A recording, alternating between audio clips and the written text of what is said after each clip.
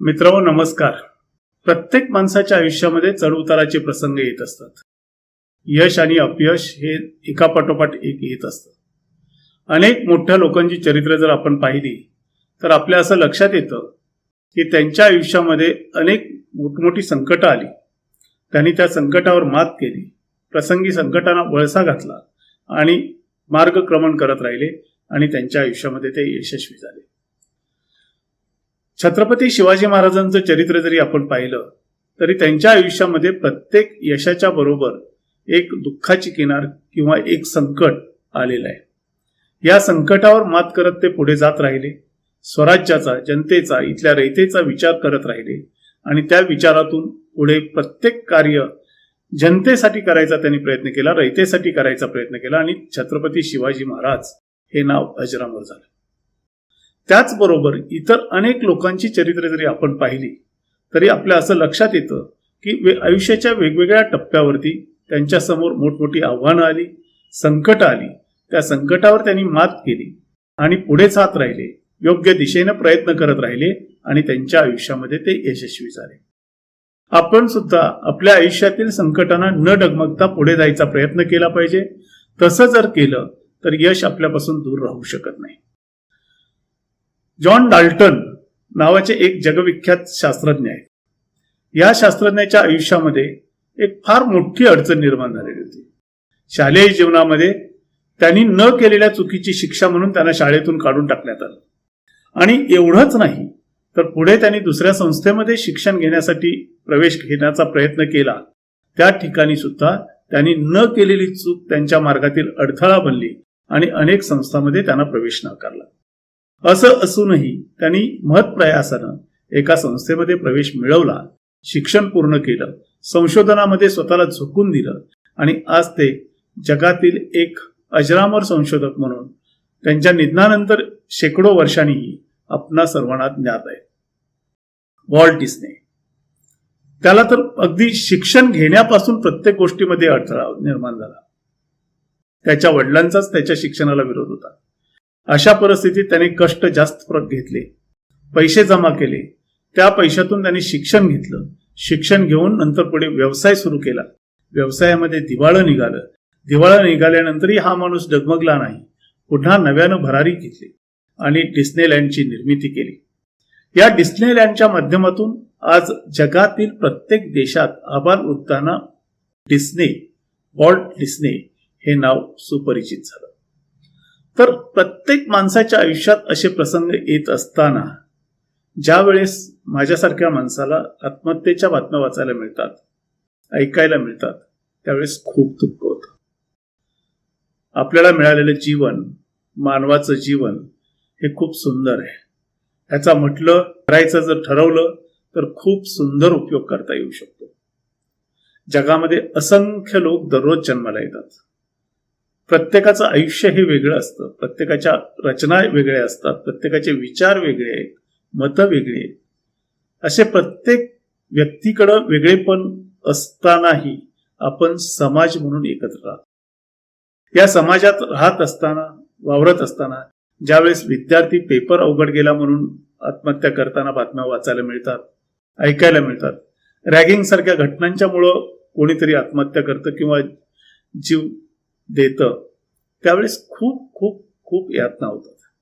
वेगवेगळ्या कारणाने लोक आत्महत्या करतात, पण आत्महत्या करण्या इतकं वाईट काम दुसरं कोणतंच नाही, हे आपण लक्षात घेतलं पाहिजे. मित्रहो, आयुष्यात आलेल्या दुर्धर प्रसंगावरती मात करून जगणारी ही मोठी माणसं बघितल्यानंतर आपणही हा डोक्यात येणारा अशुभ विचार जवळ सुद्धा फिरकू न देता नव्यानं सुरुवात करून, नव्या दमाने सुरुवात करून आयुष्यात यशस्वी व्हायला पाहिजे. अशीच एक कथा एका मुलाच्या आयुष्यात आलेली, शिक्षणाच्या संदर्भातीलच आज मी तुमच्या समोर सांगणार आहे.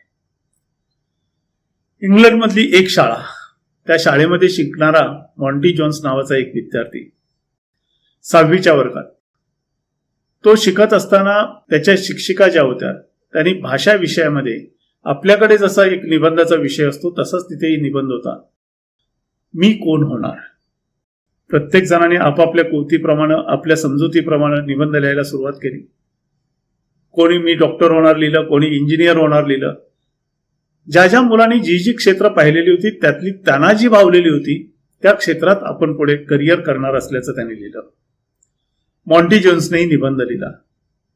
त्याचे वडील हे एका रेसकोर्सवरती घोड्यांना सांभाळण्याचं काम करत होते आणि घोड्यांना सांभाळण्याचे काम करणाऱ्या एका कामगाराचा मुलगा त्याने निबंध लिहिला, मी आयुष्यामध्ये 350 एकरवरती पसरलेल्या रेसकोर्सचा मालक होणार. वर्ग शिक्षिका होत्या, त्यांनी सर्वांचे निबंध तपासले. Good, very good, very very good असे प्रत्येकाला शेरे दिले. मात्र मॉन्टी जोन्स जो आहे त्याच्या निबंधाला कोणताच शेरा नव्हता. त्यांनी मॉन्टी जोन्सला बोलावलं आणि सांगितलं की तू हा निबंध काय लिहिलायस? तू 350 एकरवरती पसरलेल्या रेसकोर्सचा मालक होणार? अरे तू कुठल्या परिस्थितीत आहेस? तुझे वडील एक साधे मजूर आहेत आणि तू कसा काय एवढ्या मोठ्या रेसकोर्सचा मालक होऊ शकतोस? त्यावेळेस मॉन्टी जोन्सनं सांगितलं, हे माझं स्वप्न आहे, मी हे होणार आहे. बाईंनी सांगितलं, नाही नाही, हे शक्य नाही. तू तुझा निबंध बदलून दे तरच मी तुला पास करेन, नाहीतर तुला शाळा सोडावी लागेल. मॉन्टी जोन्स निराश झाला. मात्र त्याने मॅडमला सांगितलं की मी हा निबंध बदलणार नाही. त्याची शाळा अर्थातच बंद झाली. तो शाळेच्या बाहेर पडला, वडिलांच्या बरोबर काम करायला लागला. अनेक वर्ष गेली आणि अनेक वर्षानंतर गावाजवळचं रेसकोर्स पाहायला त्या शाळेची सहल गेली. अर्थातच विद्यार्थ्यांच्या बरोबर त्या शिक्षिका होत्या. त्या रेसकोर्सवरती गेल्यानंतर त्या लहान मुलांना संपूर्ण रेसकोर्स स्वतः जातीनं दाखवायचं काम एक राजबिंडा युवक करत होता. त्याने तो सर्व परिसर दाखवल्यानंतर मॅडमना सांगितलं की मॅडम, या मुलांच्यासाठी मी अल्पोपहाराची सोय केलेली आहे आणि तुम्ही त्या हॉलमध्ये जावं. त्या सर्वांना घेऊन तो हॉलमध्ये आला. हॉलमध्ये आल्यानंतर सगळी मुलं पटापट खुर्च्यावरती बसली आणि मॅडम ज्या होत्या त्या मॅडमनी त्या हॉलचं निरीक्षण करायला सुरुवात केली. हॉलचं निरीक्षण करत असताना त्या हॉलमध्ये जी मुख्य खुर्ची होती त्याच्या पाठीमागे लावलेलं एक मार्कलिस्ट मॅडमना दिसलं. मॅडमनी ते मार्कलिस्ट थोडं बारकाईने बघितलं तर त्यांच्या लक्षात असं आलं की आपल्या शाळेचाच लोगो त्या मार्कलिस्टवर आहे. मॅडम आणखी जवळ गेल्या, ते मार्कलिस्ट बारकाईनं बघितलं आणि त्या मार्कलिस्टवरचं मॉन्टी जोन्स हे नाव पाहिलं आणि खालची सही पाहिली. खालची सही त्यांचीच होती. मॅडमनी कुतूहलाने त्यांच्यासोबत सर्व रेसकोर्स दाखवणाऱ्या युवकाला विचारलं, हा मॉन्टी जोन्स कोण आणि त्याचं मार्कलिस्ट इथं का लावलंय? ही सही माझी आहे, हे मार्कलिस्ट मी इश्यू केलेलं आहे आणि त्याला शाळेतून काढून टाकलेलं आहे. 6वी नापास असा शेरा असलेलं मार्कलिस्ट या हॉलमध्ये लावण्याचं कारण काय? त्यावेळेस त्या युवकानं अत्यंत नम्रपणे सांगितलं, मॅडम, मीच तो मॉन्टी जोन्स. तुम्ही मला त्या दिवशी निबंध बदलायला सांगितलं. मी तुम्हाला सांगितलं की मी निबंध बदलणार नाही. त्यानंतर तुम्ही मला शाळेतून काढून टाकलं. पण त्याच दिवशी माझी जिद्द, माझ्या मनातलं ध्येय अधिक पक्क झालं. मी ठरवलं, काही झालं तरी आपण रेसकोर्सचा मालक व्हायचं. त्यानंतर मी वडिलांच्या बरोबर काम करू लागलो. वडिलांच्या बरोबर काम करत असताना घोड्यांना प्रशिक्षण कसं देतात हे बारकाईनं बघितलं आणि मी प्रशिक्षित गेलेले घोडे प्रत्येक रेसमध्ये जिंकू लागले. माझा नावलौकिक पसरला. त्यामुळे मला जपान, अमेरिका अशा मोठमोठ्या श्रीमंत देशांच्याकडून मागणी यायला लागली. मी तेथे जाऊन तिथल्या घोड्यांना प्रशिक्षण द्यायला लागलो आणि त्या मोबदल्यात रेसकोर्सच्या मालकांच्याकडून भरघोस रक्कम मिळवत होतो. ती रक्कम साठवली आणि ज्यावेळेस हाच रेसकोर्स विकायला निघाला त्यावेळेस मी जमा केलेली सगळी रक्कम खर्ची करून हा रेसकोर्स विकत घेतला आणि मी रेसकोर्सचा मालक झालो. मॅडम, त्या दिवशी तुम्ही मला निबंध बदलायला सांगितलात. मी जर निबंध बदलला असता तर कदाचित तुम्ही मला उत्तीर्ण केलं असतं, पास केलं असतं. मात्र निबंध बदलून मी शालेय परीक्षेत पास झालो असतो तरी जीवनातल्या परीक्षेमध्ये मात्र नापास झालो असतो, अनुत्तीर्ण झालो असतो. मॅडमनी त्याच्याकडे वर पाहिलं आणि सांगितलं की तुझ्या मनातली जिद्द, तुझ्या मनात बाळगलेलं स्वप्न आणि त्या स्वप्नपूर्तीसाठी तू केलेले कष्ट याच्यामुळे तू या टप्प्यापर्यंत पोहोचू शकलास. आणि मित्र हो, आयुष्य जगत असताना हेच खरं असतं.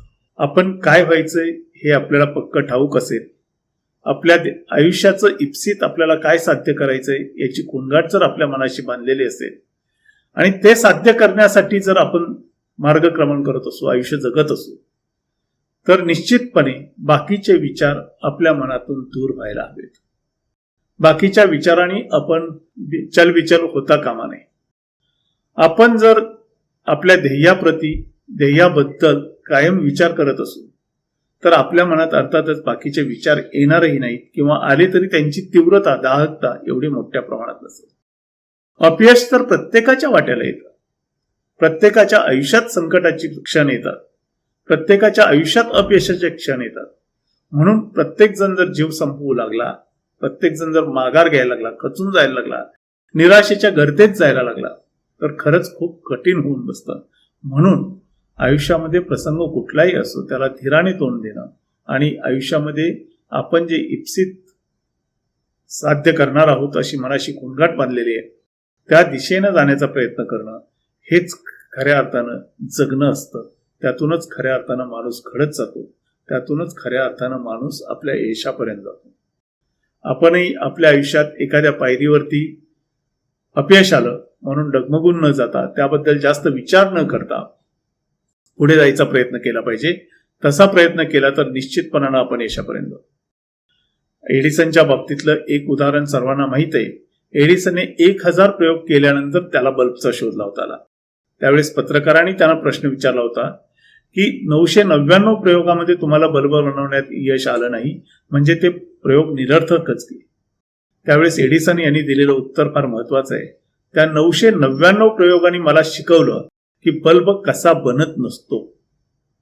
त्याच दृष्टीनं आपल्या आयुष्यातील अपयशाकडे आपण पाहायला शिकलं पाहिजे, आणि असं पाहणं हेच शहाणपणाचं असतं. म्हणूनच म्हणतात अपयश ही यशाची पहिली पायरी असते. त्याकडे त्याच दृष्टीनं बघणं आणि पुढे जायचा प्रयत्न करणं महत्वाचं ठरतं. धन्यवाद.